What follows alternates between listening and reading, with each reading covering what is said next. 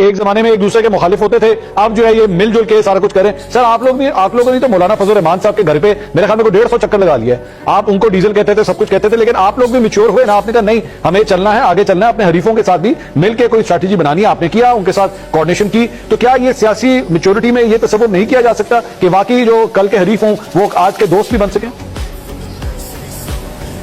मंसूर भाई मौलाना फजल रहमान के साथ मिले थे तो इसके लिए नहीं मिले थे कि आइन के ऊपर हमला करना है। अच्छा। उससे मिले थे तो इसके लिए नहीं मिले थे कि हमने जो है मिलकर करप्शन करनी है। ठीक है। इसके लिए मिले थे कि पाकिस्तान के अंदर रूल ऑफ लॉ होना चाहिए और उसके ऊपर अगर आपका मौकफ है तो हम आपको दावत देते हैं। अगर पाकिस्तान के अंदर अवाम के मैंडेट को तस्लीम करने के ऊपर आप मुतफिक हैं तो आप हमारा साथ दें, आप चलें हमारे साथ। इस बात के लिए गए थे। ये तो तमाम लोग एक दूसरे के केसेस खत्म करवा के और मसनद के ऊपर बैठ के एक दूसरे के अंदर मजिस्ट्रियां वजारतें बांट रहे हैं। एक कह रहे जी कि हम भी हार गए, आप भी हार गए, तो लिहाजा ये जो है हमें तो वोट नहीं पड़ा। तो इस तरह अखलाकी आपको नहीं वो पड़ता कि लोग कहेंगे बिल्कुल जी आप बड़े अच्छे हैं, आप सदर के ओहदे से इस्तीफा दें, आप बाकी के गवर्नर जितने भी आप बिठाए हुए आप उनसे इस्तीफा दें। और इनको भी चाहिए कि अगर ये पीपल्स पार्टी के हवाले से बात करते हैं तो इनको भी चाहिए कि उनको छोड़ दें। फिर 26वीं तरमीम करवानी हो, तमाम लॉज पास करवाने हो, आप तमाम देख लीजिए कि एक फ्रेम के अंदर बैठे हुए थे आप उस वक्त सदर हाउस के अंदर, आप वो तस्वीर निकालिए, तमाम आपको फ्रेम में मिलेंगे वो लोग जो सारी जिंदगी एक दूसरे के खिलाफ नैरेटिव बनाकर सियासत करते रहे।